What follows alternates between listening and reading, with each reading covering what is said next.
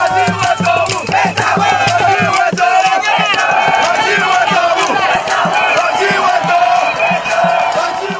centre communautaire de Kabeya Kamwanga Etienne Tshisekedi Wamulumba est les prototypes d'infrastructures prévus dans les cadres du programme de développement des 145 territoires. Avec des salles de classe bien équipées en bancs et matériel informatique, ces complexes offrent tous les conforts pour favoriser une formation d'élite les jours comme la nuit.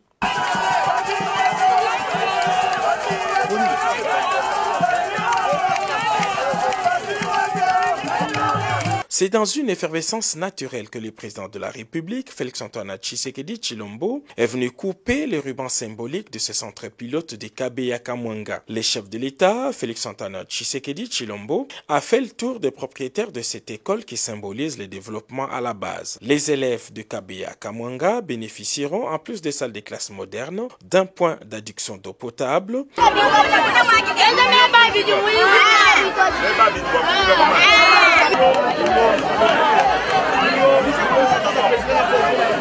d'un centre récréatif pour élèves, d'un centre hospitalier moderne et d'une centrale photovoltaïque pour l'énergie. Pour le président de la République, ce genre de centre doit être reproduit dans les autres territoires du pays.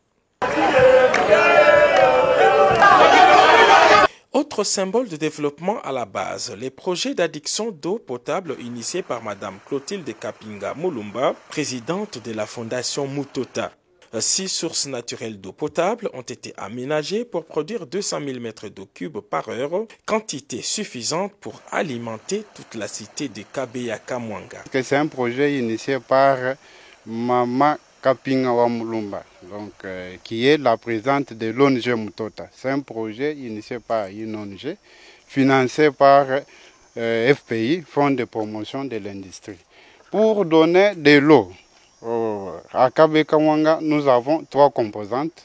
La première composante, c'est là où nous sommes exactement, à la source. Nous avons capté, regroupé plusieurs sources. On en a regroupé 6.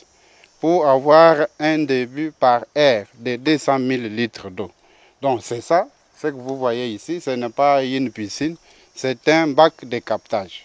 Ça c'est une eau naturelle, ce sont des sources artésiennes, c'est une source intarissable. Donc naturellement, ça n'a même pas besoin d'un traitement parce qu'il y a eu déjà les analyses physico-chimiques, les paramètres physiques de l'eau, les paramètres biologiques. Je parlais physique, chimique et biologique. Donc toutes ces analyses-là ont été effectuées et l'eau a été certifiée naturellement potable.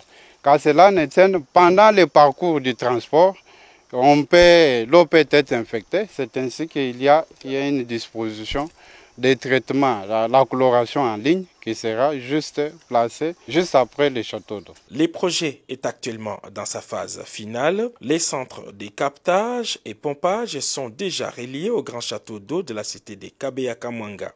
Une trentaine de bornes fontaines sont déjà disséminées à travers la cité pour livrer de l'eau potable à la population.